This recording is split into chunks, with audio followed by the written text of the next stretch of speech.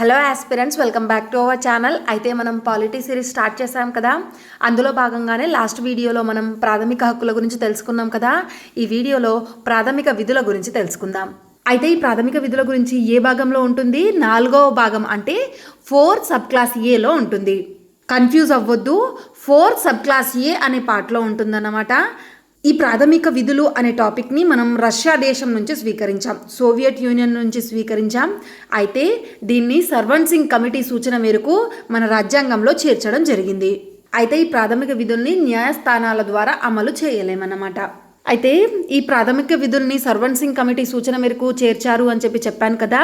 అయితే 42వ రాజ్యాంగ సవరణ ద్వారా 1976లో ఇందిరాగాంధీ కాలంలో చేర్చారన్నమాట. మన రాజ్యాంగంలో ఈ ప్రాథమిక విధుల్ని చేర్చారు. సో ఇక్కడ ఉంది చూడండి, 1976లో 42వ రాజ్యాంగ సవరణ ద్వారా రాజ్యాంగంలో కొత్తగా చేర్చబడినవి ప్రాథమిక విధులు అన్నమాట. అయితే ప్రారంభంలో 10 ప్రాథమిక విధులు ఉండేవి. తర్వాత 86వ రాజ్యాంగ సవరణ ద్వారా 2002లో 11th అంటే 11వ ప్రాథమిక విధిని చేర్చారన్నమాట. అయితే ప్రజెంట్ మొత్తం 11 ప్రాథమిక విధులు ఉన్నాయి. అయితే ఈ ప్రాథమిక విధులను సర్వన్ సింగ్ కమిటీ సూచన మేరకు చేర్చారు అని చెప్పాను కదా. అయితే సర్వన్ సింగ్ కమిటీ 8 ప్రాథమిక విధుల్ని సూచించింది. కానీ ప్రజెంట్ ఎన్ని ఉన్నాయి? 11 ప్రాథమిక విధులు ఉన్నాయి. అయితే ఫస్ట్ ప్రాథమిక విధి ఏంటి? మన భారత రాజ్యాంగాన్ని, జాతీయ గీతాన్ని, జాతీయ పతాకాన్ని గౌరవించాలి. సో అదే ఇక్కడ ఉంది చూడండి, రాజ్యాంగానికి కట్టుబడి ఉండాలి, రాజ్యాంగ ఆదర్శాలను మరియు సంస్థలను గౌరవించాలి, ఇంకా జాతీయ జెండా మరియు జాతీయ గీతాన్ని గౌరవించాలి. సో ఇది ఫస్ట్ ప్రాథమిక విధి అన్నమాట. నెక్స్ట్ సెకండ్ వన్ చూడండి, జాతీయోద్యమ ఆదర్శాలను స్ఫూర్తిగా తీసుకోవడం.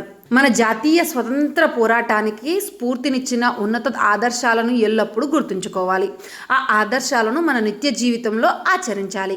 నెక్స్ట్ 3వ ప్రాథమిక విధి చూడండి, దేశ సార్వభౌమాధికారాన్ని కాపాడడం. భారతదేశపు సార్వభౌమాధికారం, ఐక్యత మరియు సమగ్రతను సమర్థించాలి మరియు రక్షించాలి. ఇది దేశ ఉనికికి మరియు భద్రతకు అత్యంత కీలకమైన విధి అన్నమాట. నెక్స్ట్ 4th ప్రాథమిక విధి ఏంటి? దేశ రక్షణలో పాలు పంచుకోవడం. దేశాన్ని రక్షించడానికి ఎల్లప్పుడూ సిద్ధంగా ఉండాలి.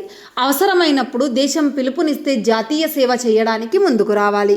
అయితే ఇది 4వ ప్రాథమిక విధి అన్నమాట. నెక్స్ట్ 5వ ప్రాథమిక విధి చూడండి, సోదరభావం మరియు మహిళల గౌరవం అన్నమాట.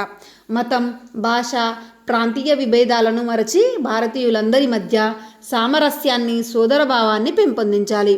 మహిళల గౌరవానికి భంగం కలిగించే ఆచారాలను విడిచిపెట్టాలి. సో ఫ్రెండ్స్, మీకు ఈజీగా అర్థమవుతుందని చెప్పి జస్ట్ చదువుకుంటూ వెళ్ళిపోతున్నా. నెక్స్ట్ 6th ప్రాథమిక విధి చూడండి, మన సంస్కృతి వారసత్వాన్ని పరిరక్షించడం. భారతదేశం యొక్క గొప్ప సమ్మిళిత సంస్కృతిని విలువైనదిగా గుర్తించాలి.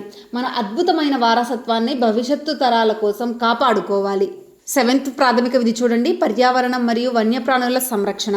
అడవులు, సరస్సులు, నదులు మరియు వన్యప్రాణులతో సహా సహజ పర్యావరణాన్ని రక్షించాలి మరియు మెరుగుపరచాలి.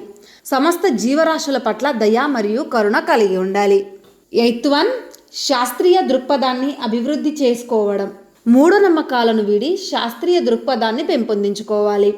మానవతావాదం, అన్వేషణ మరియు సంస్కరణాభిలాషను అభివృద్ధి చేసుకోవాలి.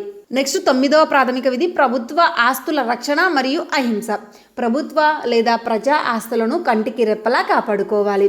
హింసను విడనాడాలి, ఎల్లప్పుడూ శాంతియుత మార్గంలో పయనించాలి. నెక్స్ట్ 10th వన్ చూడండి, అన్ని రంగాలలో అత్యున్నత స్థాయికి కృషి. వ్యక్తిగత మరియు సామూహిక కార్యకలాపాలన్నింటిలో అత్యుత్తమ స్థాయికి చేరుకోవడానికి నిరంతరం కృషి చేయాలి. తద్వారా మన దేశం సాధన మరియు విజయాల్లో ఎల్లప్పుడూ ఉన్నత శిఖరాలను చేరుకుంటుంది. నెక్స్ట్ కొత్తగా చేర్చిన ప్రాథమిక విధి అన్నమాట 11th వన్, పిల్లలకు విద్యను అందించడం.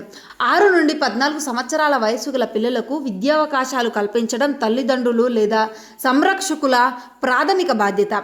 ఈ విధిని 86వ రాజ్యాంగ సవరణ ద్వారా 2002లో రాజ్యాంగంలో చేర్చారు. సో ఇవన్నమాట 11 ప్రాథమిక విధుల గురించి. అయితే 11 ప్రాథమిక విధుల్ని ఈజీగా గుర్తుపెట్టుకోవడానికి ఒక స్మార్ట్ రివిజన్ కోసం ఒక టేబుల్ ఉంది చూడండి. వీలైతే నోట్స్ ప్రిపేర్ చేసుకోండి, మీ ప్రిపరేషన్కి ఈజీగా ఉంటుంది. సో ఇది ఫ్రెండ్స్ ప్రాథమిక విధుల గురించి. యాక్చువల్లీ ప్రీవియస్ వీడియోలో ప్రాథమిక హక్కుల గురించి తెలుసుకున్నాం కదా. సో ప్రాథమిక హక్కులు అనే టాపిక్ చాలా ఇంపార్టెంట్ అన్నమాట. ఆ వీడియో చూడకపోతే డిస్క్రిప్షన్లో లింక్ ఉంటుంది, అక్కడ నుంచి చూడండి. ఫండమెంటల్ రైట్స్ అనే టాపిక్ ఎగ్జామ్స్కి చాలా ఇంపార్టెంట్, అందుకే మరీ చెప్తున్నాను. సో మా వీడియోస్ మీకు ఇన్ఫర్మేటివ్గా అనిపిస్తే వీడియోస్ని లైక్ చేసి మన ఛానల్ని సబ్స్క్రైబ్ చేసుకోండి. మీ ప్రిపరేషన్కి ఖచ్చితంగా యూజ్ అవుతుంది.